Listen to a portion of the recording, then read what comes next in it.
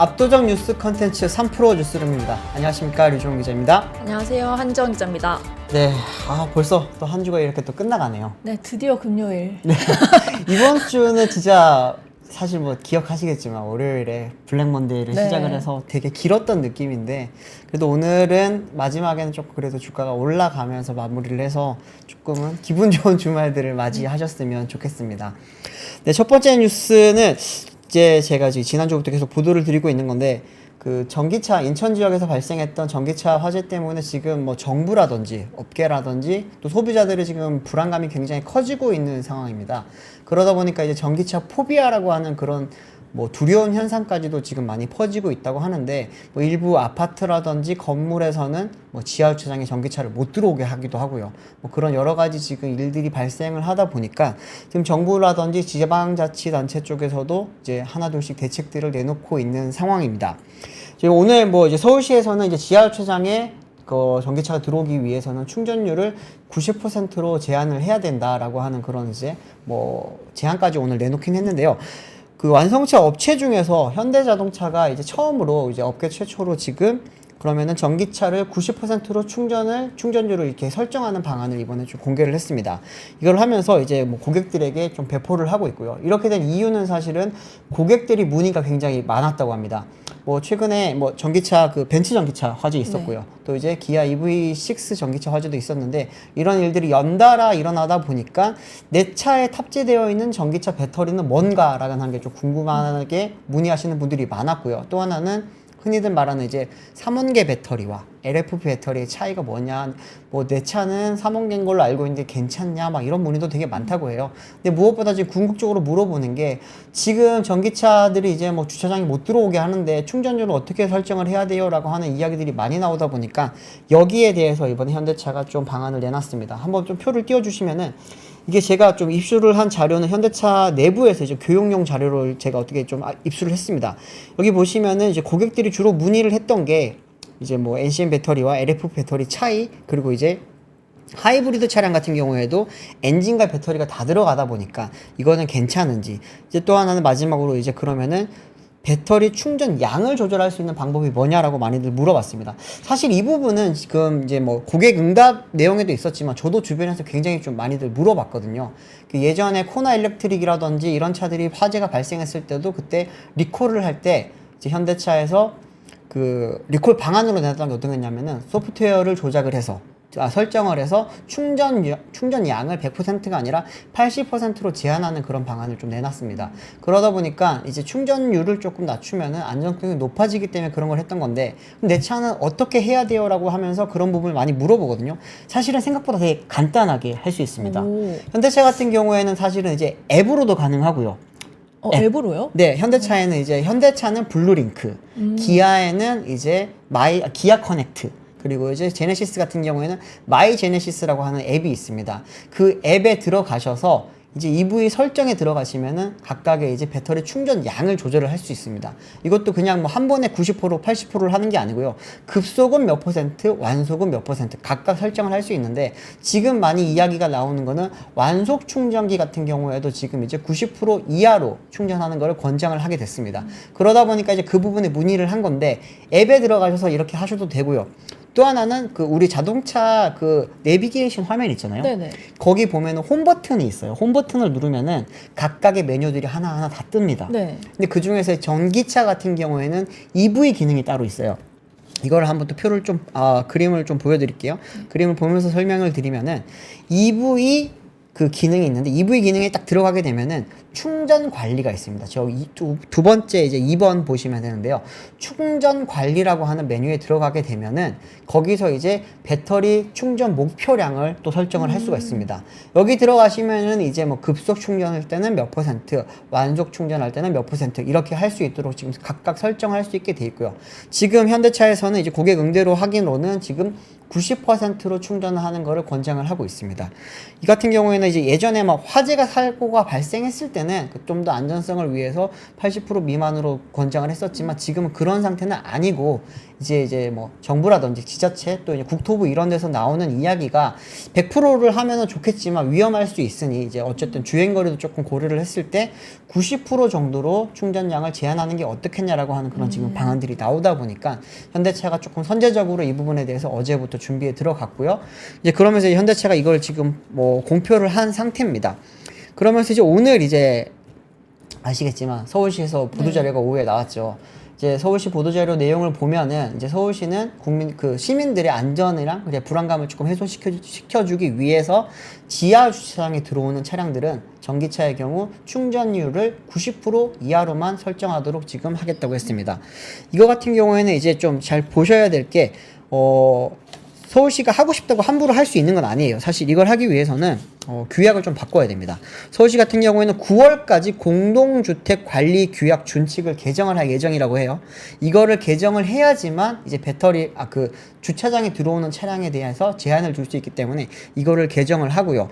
또 충전율의 제한 방법도 두 가지라고 합니다. 어떻게 하냐면은 흔히들 말하는 내구 성능이라든지 충전 마진이라는 게 있습니다. SOC라고 하는데 예를 들어서 배터리 용량이 총 100짜리 배터리가 있어요. 네. 근데 이게 보통은 제조사들이 내놓을 때 100을 다 쓸 수 있게 하는 게 아니라 한 안전 때문에 95% 혹은 한 97%까지만 쓸 수 있게 만들어 놓습니다. 근데 여기서 이제 제조사 자체가 이렇게 충전 배터리의 용량 자체를 조금 흔히 말하는 쓸 수 있는 가용량을 조금 줄이는 방식이 있고요.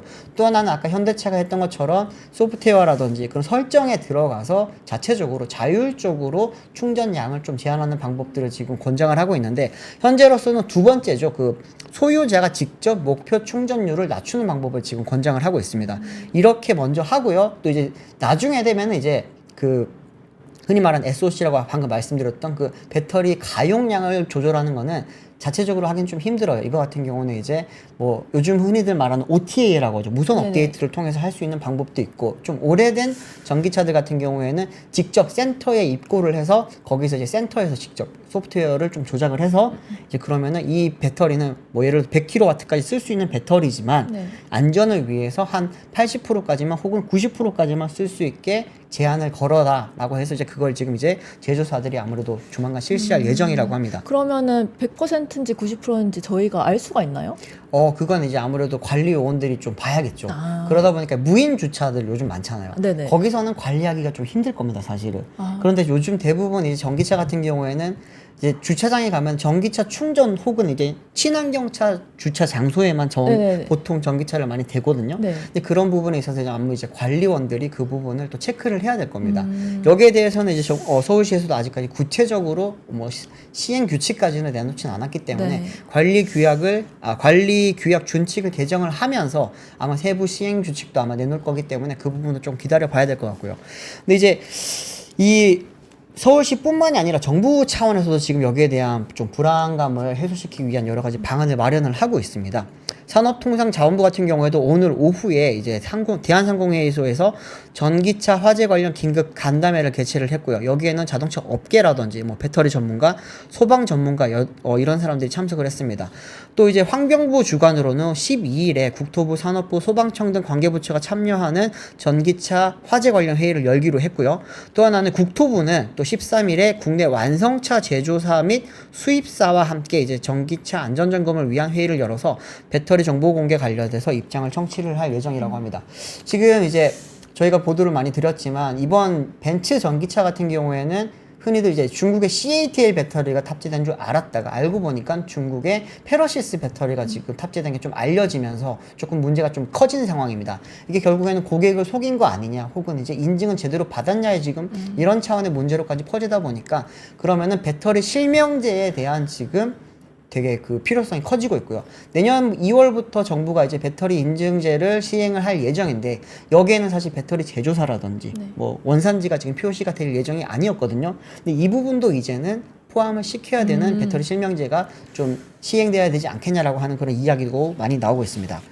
오늘 SN 리서치에서 이제 상반기 전기차 판매량이 또 나왔거든요. 네. 오늘 발표된 것 같은 경우에는 중국 시장을 제외한 중국 시장을 제외한 글로벌 판매량인데 한번 표를 띄워주시면은 뭐 LG엔솔, SK온, 삼성 SDI 이런 이제 뭐 점유율이라든지 성장률도 좀 중요합니다. 당연히 우리 K배터리의 그런 성장률도 굉장히 큰데 보시면은 이제 9위에 있는 업체가 이제 FARSIS가 페러시스입니다. 여기가 이번에 벤츠의 그 화재가 났던 그 차량에 배터리를 공급했던 그 회사고요.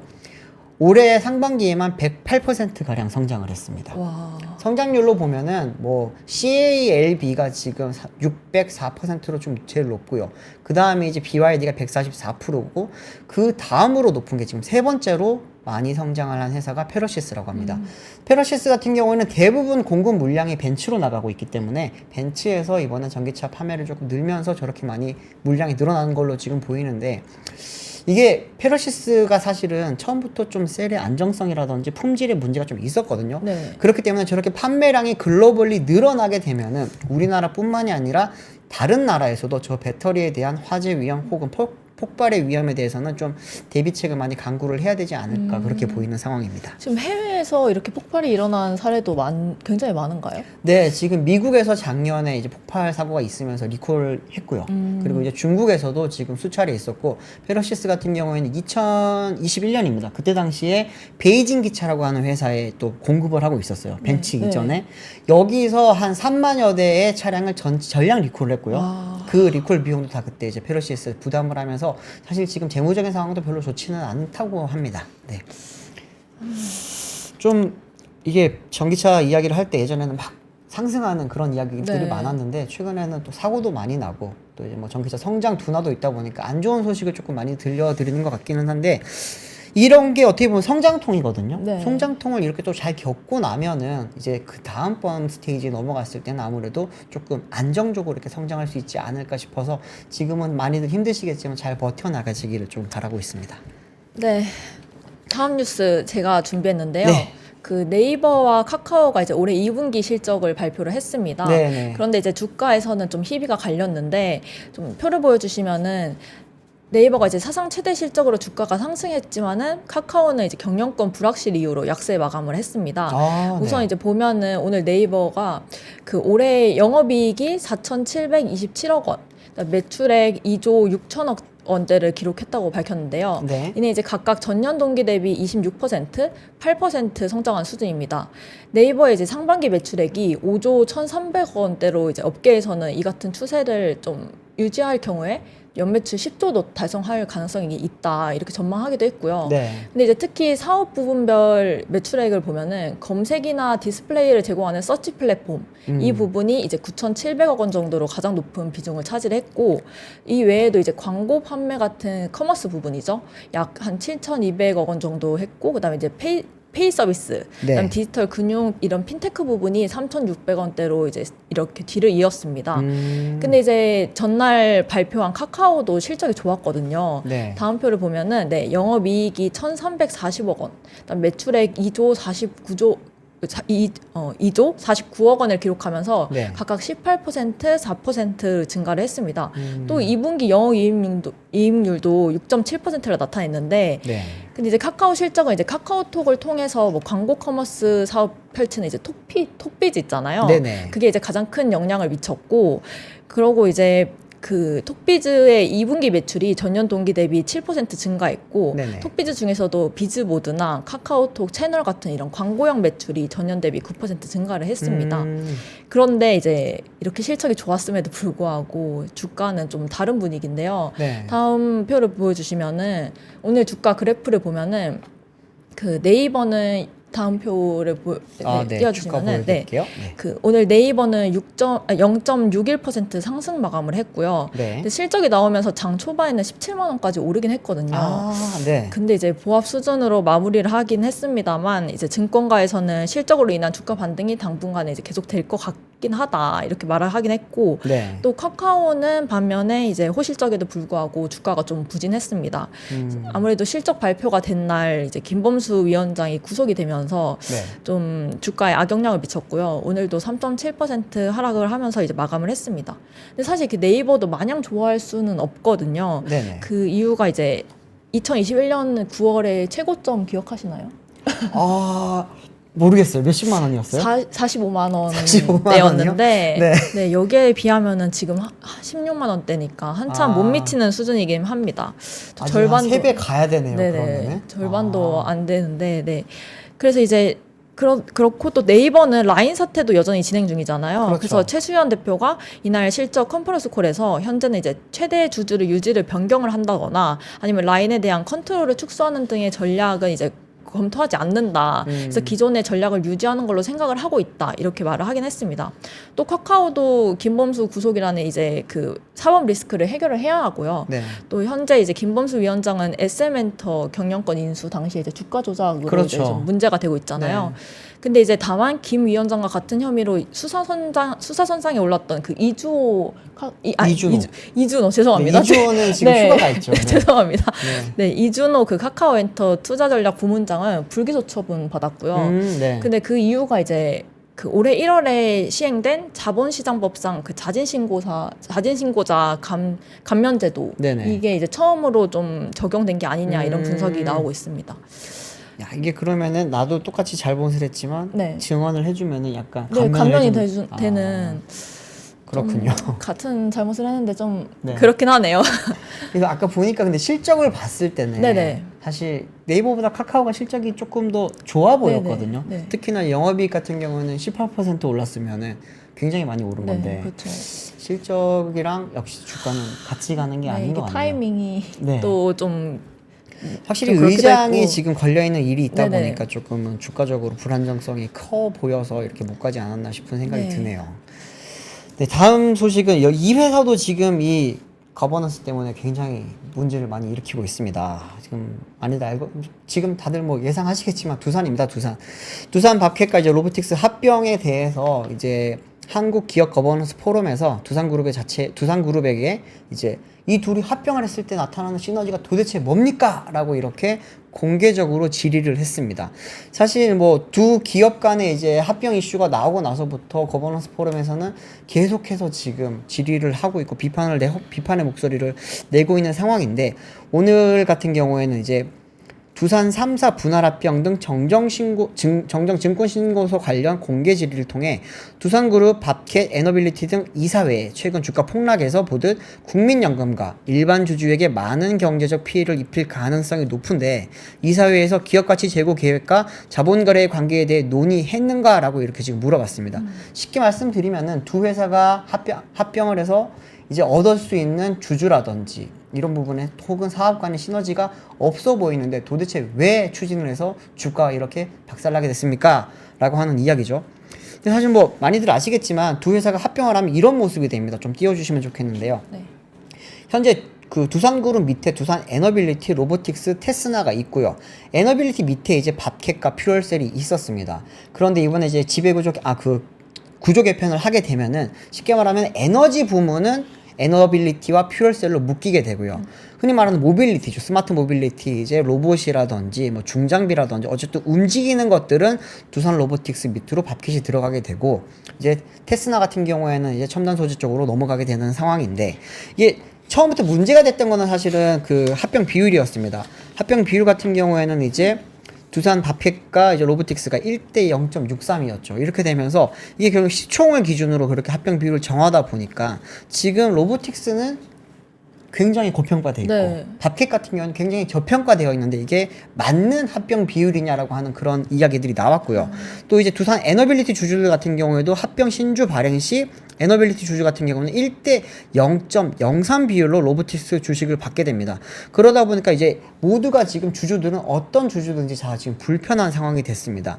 이렇게 되면 누가 이익을 보느냐에 대해서는 결국에는 이제 최대 주주인 두산 오너 일가만 지금 이번에 이거에 대한 뭐 이익을 보게 된다. 그렇기 때문에 오너들을 위한 이번이 합병이다. 이렇게 하면서 사실은 거버넌스 포럼이라든지 여기서 지금 이야기들이 나왔던 건데 특히나 이제 지배구조 개편 과정에서 주 두산의 두산밥캣 지분율이 기존 13.8%에서 42%로 상승하게 된 것 자체가 결국에는 이번 합병 비율을 잘못했기 때문이라는 것이고요. 또 만약에 로보틱스가 작년 10월 상장 당시에 그때 공모가 수준으로 만약에 평가가 됐으면은 두산의 이제 밥캣 최종 지분율은 18.7%로 줄어들게 됩니다. 결국에는 이제 로보틱스의 고평가는 주 두산의 이익을 되는 거고 주 두산의 이익은 결국에는 오너가의 이익만 된다라는 거죠. 이러면서 지금 뭐 거버넌스 포럼 쪽에서 강력하게 이야기했던 것 중에 하나가 이제 그 자본시장법 상장회사 합병 비율 조항을 최대로 악용한 사례라고 이야기를 했고요. 또 이제 션 브라운 이사라고 하는 이제 미국계 펀드 테논 캐피탈의 이사 같은 경우에는 너무 격분하고 실망해서 홧김에 지분을 대부분 장내에 매도했다고 이야기했습니다.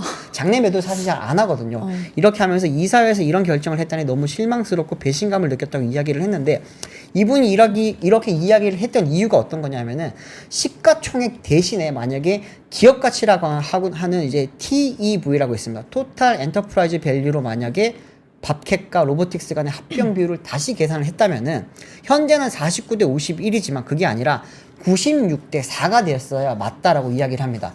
이렇게 이야기를 하는 근거는 어떤 거냐면은 지금 밥캣 같은 경우는 작년 기준으로 한 연간 매출이 10조 가까이 되고요. 그리고 영업이익이 1조 3천억 원이 넘습니다. 그런데 반면에 두산 로보틱스 같은 경우에는 작년 매출액이 500억 원대고 당연히 영업이익은 적자입니다. 그런 회사기 때문에 이 둘을 같은 선상에 두고 이렇게 고평가가 올라가 있는 그 회사와 아직까지 저평가를 받고 있는 회사를 단순히 시가총액으로 비교를 하는 게 맞냐, 실질 기업 가치를 가지고 비교를 해야 되는 게 맞지 않느냐라고 이런 이야기를 지금 많이 하고 있는 상황입니다. 뭐 여기에 대해서 두산그룹은 굉장히 좀 억울하다고 계속 이야기를 하고 있고요. 어제 이제 이야기가 나왔었는데 이복현 금감원장이 우리는 계속해서 정정 요구를 할 겁니다라고 거의 뭐 선전포고에 가까운 이야기를 했거든요. 아시겠지만 이게 금감원의 벽을 넘지를 못하면은 이 지배구조 개편은 일어날 수가 없는 상황이다 보니까 계속해서 아무래도 계속 정정 요구를 하면서 뭔가 쉽게 말하면 좀 벽을 칠 거라고 지금 보이는데 두산그룹 쪽에서는 이제 많이 억울해합니다. 특히나 이제 박상현 두산 에너빌리티 대표 같은 경우에는 차익근 7천억 원 감소와 비영업용 자산 처분을 통한 현금 5천억 원 확보 등의 재무적 성과가 있을 수 있다. 또 이제 1조 원 수준의 신규 투자 여력이 발생을 하기 때문에 미래 성장 동력 투자가 가능하고 재상장 시점에 두산 에너빌리티 주당 가치 상승 전망 등이 이번에 합병으로 이룰 수 있는 시너지라고 이야기를 했는데 주주들은 전부 다 말도 안 된다라고 지금 비판을 하고 있습니다. 뭐 밥캣이라든지 로보틱스 대표들도 여기에 대해서 계속 지금 설득하기 위한 변명들을 내놓고 있는데 뭐 거버넌스 포럼이라든지 주주들은 이 부분에 대해서 계속해서 지금 비판의 목소리만 내놓고 있는 상황이라고 보시면 됩니다. 그럼 밥캣의 입장은 어떤가요? 밥캣 입장 같은 경우에는 이제 스캇바 대표가 이야기한 게 어떤 거였냐면은 양사 공통 영역 인공지능 및 무인화 자동화 요소 기술을 확보를 할 수 있고요. 합병을 해서 로보틱스와 밥캣이 합병을 하게 되면요. 양사 투자 프로세스 일원화해서 중복 투자를 방지하고 투자 효율성을 제고를 할 수 있다라고 이야기를 했습니다. 하지만 두산밥캣 대표는 월급쟁이 사장이죠. 그러다 보니까 아무래도 오너가 해서 추진하는 거에 대해서 비판의 목소리를 크게 낼 수는 없을 겁니다. 네.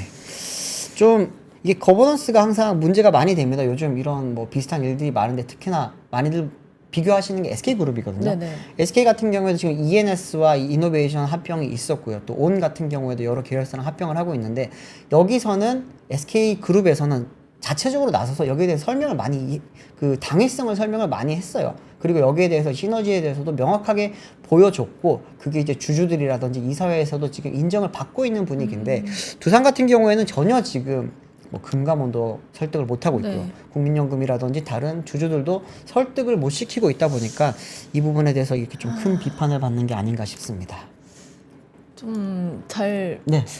어떻게 보세요, 혹시? 아니 근데 이 비율이 이제 너무 차이가 나잖아요. 두 회사가. 근데 그거를 이제 금감원이 잘 넘어갈 거라고 생각을 했는지도 좀 의아스럽고. 네. 금감원 같은 경우에는 사실은 이게 금융감독원 자체가 말 그대로 감독하는 기관이잖아요. 그러다 보니까 너희 회사 둘이 합병을 한 게 일반 투자자들한테 만약에 해가 가지는 게 있다면 받아들여질 수가 없다라는 게 금감원의 명확한 지금 이야기입니다. 근데 지금 여기에 대해서 두산 쪽에서는 우리는 시가총액 맞춰서 합병 비율을 만드는 게 법적으로 원래 보장이 되어 있고 대부분 그렇게 한다. 그래서 우리는 문제가 없다라고만 지금 이야기를 하고 있거든요. 쉽게 말하면은 이렇게 문제가 있다라고 계속해서 지적이 들어오면 거기에 개선 방안을 내놓는 게 보통의 일단 뭐 움직임이잖아요. 그런데 개선의 의지가 전혀 없이 계속 밀어붙이기만 하려고 하다 보니까 주주라든지 금감원이라든지 여기저기서 지금 반대를 맡고 있는 게 아닐까 싶습니다.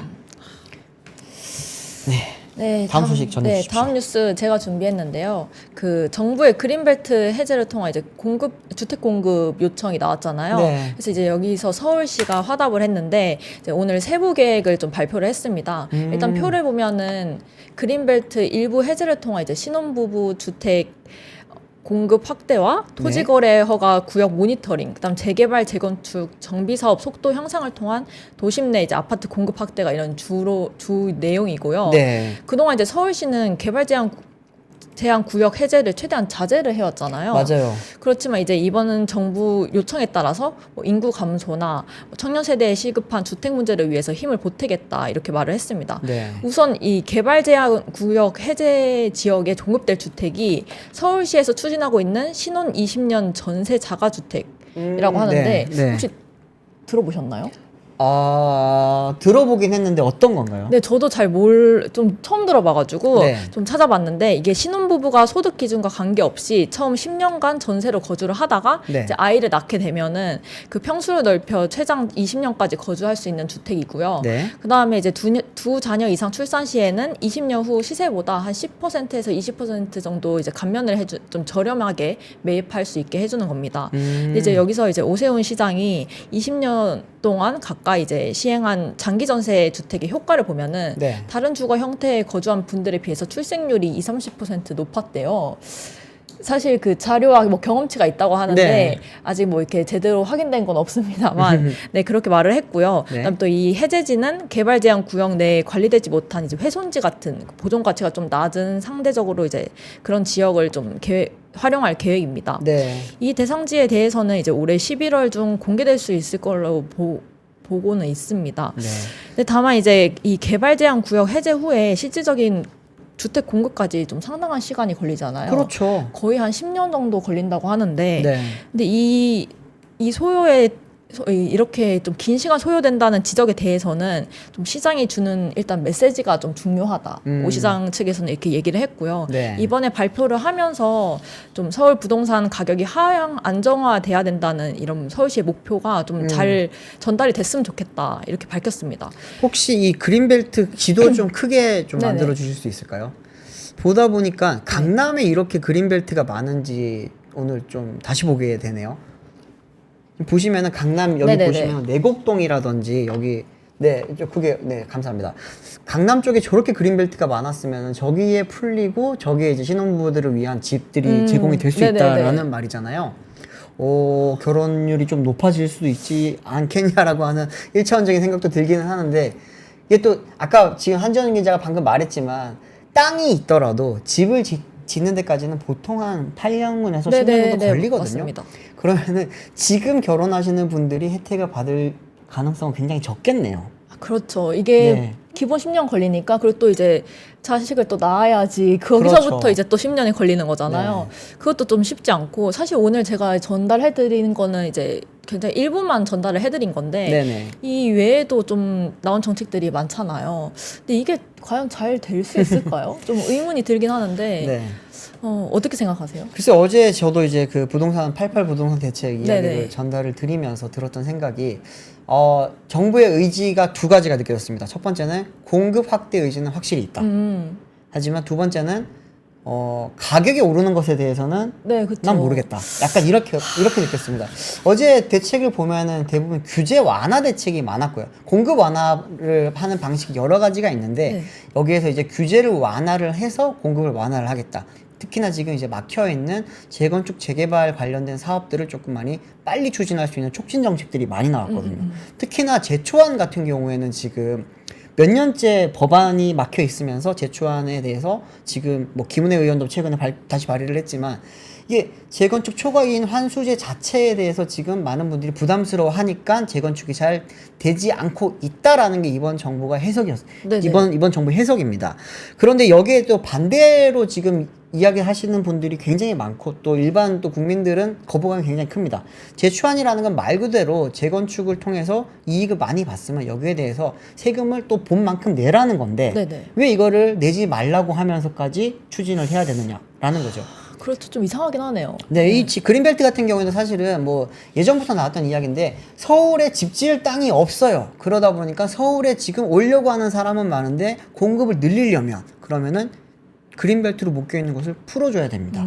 그게 지금 사실은 개발을 원하는 쪽에서 지금까지 요구를 했던 반대. 뭐 어제 바로 경실련에서도 발표를 했고 시민단체들도 다 반대 의견을 냈지만 과연 그린벨트를 해제하는 것만으로 이 주택난이 해결이 될 수 있느냐에 대해서는 부정적인 시각이 훨씬 많은 게 사실은 사실입니다. 네. 그렇기 때문에 사실은 부동산 정책 같은 경우에는 굉장히 여러 가지로 복잡하게 이렇게 얽혀 있기 때문에 그 네. 부분을 조금은 복잡한 계산을 통해서 해야 되는데 이번에는 이번 88 대책도 그렇고요. 어제 진짜 많은 대책이 나왔거든요. 네네네네. 제가 정리하다가 이걸 무슨 하루 만에 다 내놨어라고 아. 진짜 약간 화가 날 정도로 많았는데 오늘 이제 오세훈 시장이 말한 이제 그린벨트 대책 같은 경우에도 약간 선언적인 의미는 클 수 있습니다. 결혼 많이 하십시오. 결혼해서 애 많이 나오면은 우리가 집을 뭐 걱정할 수 20년 동안은 최소한 20년 동안은 걱정하지 않고 키울 수 있는 터전을 마련해 드릴게요라고 하는 메시지는 명확합니다. 그런데 그 세부적인 안에 들어가 있는 세부적인 내용을 봤을 때는 현실성이라든지 혹은 이제 뭐 영향을 다른 또 부동산 시장에 미칠 영향 같은 경우에는 조금은 의문을 저는 좀 가지는 부분들이 조금 있었습니다. 네네. 다음 뉴스는 이제 또 부동산 관련해서 이제 말씀을 드리면 우리가 부동산을 사거나 할 때 돈 네. 많으세요? 아니요. 대출 받아야 되죠? 그럼요. 저도 이제 예전에 집 살 때 대출 정말 많이 받았거든요. 네네네. 제가 처음에 집을 샀을 때 신혼집에서 제 지분은 정말 이 화장실과 화장실 정도. 한 주방 요 정도였고 네네네. 나머지는 다 은행 거였어요. 오. 이제 그걸 이제 계속 한 10년 동안 막 갚아가면서 이제는 제 집이 되긴 했는데 네. 근데 지금 이제 그 대출을 받을 때 항상 많이들 신경 쓰이는 게 요즘은 이자입니다. 대출 이자. 대출 금리가 이제 예전에 이제 저금리 시대 때는 변동금리로 많이 해서 다음번에 갱신할 때 더 낮아질 수도 있으니까 변동금리를 훨씬 많이 했거든요. 근데 요즘은 약간 고금리까지는 아니지만 네. 좀 중금리 시대이지 않습니까?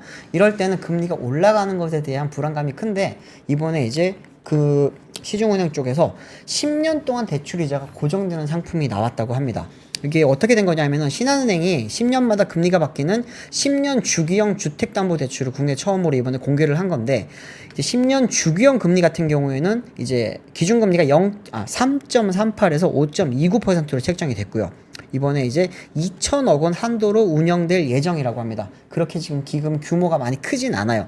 그리고 이제 신한은행 같은 경우에는 기존의 코픽스와 5년 만기 은행채를 각각 중고금리로 활용을 하면서 6개월, 5년 주기형 상품을 운영을 했습니다. 쉽게 말하면 6개월마다 이렇게 금리가 바뀌었다는 거고 네네. 고정금리 같은 경우에도 5년이 지나면은 다시 변동금리처럼 바뀔 수 있다라는 거죠. 그런데 10년물을 중고금리로 활용을 하게 되면은 10년 동안은 기준 이제 대출 금리가 바뀌지 않게 된다라고 좀 쉽게 이해를 하시면 됩니다. 이렇게 되는 거는 이제 최근에 이제 금리 변동이 조금 많고 또 아시겠지만 이번에 뭐 미국에서 지금 어쨌든 금리 인하에 대한 이야기가 많이 나오고 있다 보니까 근데 금리 인하를 하고 나서 내년에도 그럼 인플레이션에 미치는 영향에 따라서 금리가 또 변동될 수 있거든요. 네. 거기에 대해서는 우리나라 이제 한국은행 같은 경우에도 영향을 받을 수 있다 보니까 사실 하반기 금리 인하에 대한 기대감과 이제 내년 금리 뭐 인상 인하가 왔다 갔다 할 수 있다라는 그 불안감이 요즘 좀 많이 혼재되어 있는 상황이다 보니까 이런 부분에 있어서 조금 사람들이 고정금리를 길게 가져가고 싶은 사람들을 노리기 위해서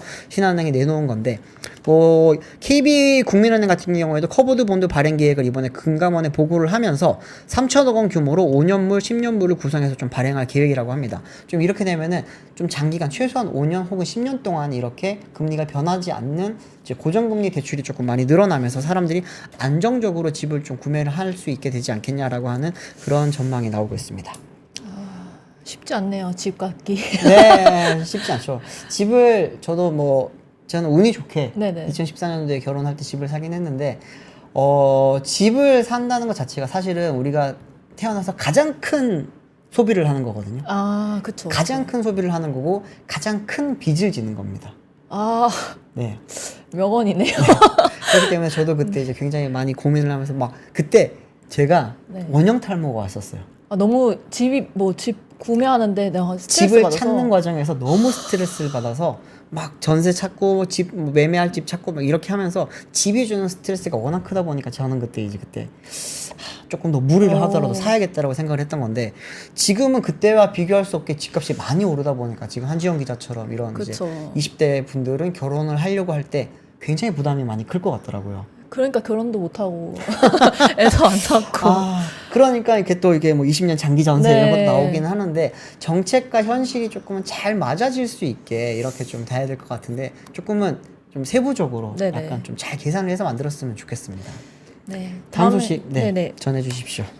제가 간단하게 그냥 단신으로 좀 짧게 전해주는데 다음 네. 주가 말복이잖아요. 8월 14일 네네네네. 말복이죠. 네. 맞습니다. 근데 이제 서울의 삼계탕 한 그릇이 17,000원을 넘어선다고 합니다. 네? 17,000원. 17,000원이요? 네, 평균이 이미 넘어섰고요. 와. 이제 하다가 삼계탕 가격까지. 야, 삼계탕이 네. 17,000원. 근데 삼계탕 17,000원이라고 하면은 17,000원 비싸 보이는데 네, 평균이니까. 네. 콩국수 최근에 드셔보셨어요? 아니요? 콩국수 요즘 16,000원, 17,000원 합니다. 그러면 삼계탕이 좀 싼데요. 그러니까 요즘 평양냉면 먹으러 가면은 15,000원에서 18,000원 선이에요. 그렇게 되면 어쩌면은 삼계탕은 고기가 있잖아요. 네네네. 조금 싼 것 같기도 하고 진짜 물가가 많이 올랐네요. 물가가 진짜. 많이 오르면서 네. 이제 뭐 삼계탕 물론이고 뭐 다른 것도 굉장히 많이 올랐잖아요. 네네. 그래서 이제 지난주에 임광현 더불어민주당 의원이 네. 직장인 식대 비과세 한도를 현행 20만 원에서 30만 원으로 상향해서 이제 점심값을 지원하는 네. 법안을 좀 추진을 하기도 했는데 좋네요. 네, 네. 네, 굉장히 좋은 것 같아요. 저희도 네. 여의도 여기 직장 여의도 생활하면서 물가 너무 네, 비싸요. 여의도 물가 따로 있잖아요. 너무 비싸요. 네, 그래서 이런 물가 상승 속도를 따라잡지 못하니까 이제 식대 지원 규모라도 이제 좀 현실성 있게 해야겠다 이러면서 이제 금액을 올린 거고요. 네. 뭐 평균 점심값이 한 23만 9천 원, 그다음에 서울 중심가 경우에는 30만 원, 30만 3천 원까지 이제 지출한다고 하니까 좀 네, 이러면서 이제 편의점 뭐 인플레이션 뭐 이렇게 해가지고 편의점에서 그쵸. 먹기도 하고 맞아요. 좀 표 한번 좀 띄워줘 네네네. 주시겠어요? 표 보시면은 지난달까지만 하더라도 삼계탕의 서울 평균 가격이 16,885원이었습니다. 네네. 그런데 한 달 만에 17,000원을 돌파를 네, 했네요. 한 0.9% 한 달 만에 이제 오른 거죠. 삼겹살은 20,083원으로 동일하고요. 네, 동일하고요. 냉면도 동일하고. 야, 제가 아까 냉면 이야기를 했지만 이게 평균 가격으로 보니까 삼계탕이 그러면 진짜 비싼 게 맞네요. 네, 그렇죠. 김밥이 환산 전에 지금 보시면은 평균 가격이 3,462원이잖아요. 네네네. 여의도 김밥 한 줄 얼마인지 아세요? 6,000원, 7,000원 하잖아요. 네. 저 깜짝 놀랐어요. 일반 김밥이 6,000원 하길래 뭐 참치김밥 네. 이런 거는 7,000원, 8,000원 하더라고요. 예전에 그냥 뭐 한밭집이나 뭐 이런 데 가면은 한 끼 먹는 그 이제 식사량이 백반 가격이 그랬거든요. 여기도 너무 물가가 비싼 것 같습니다. 네. 네. 저희가 준비한 뉴스는 여기까지고요. 네, 좋은 주말 잘 보내시고 다음 주에 또 찾아뵙겠습니다. 감사합니다. 감사합니다. 박근영, 이선영, 사경인, 염승환 투자 마스터들의 세심한 케어로 건강한 투자 습관을 만드세요. 3프로 멤버십 3프로 앱에서 확인하세요.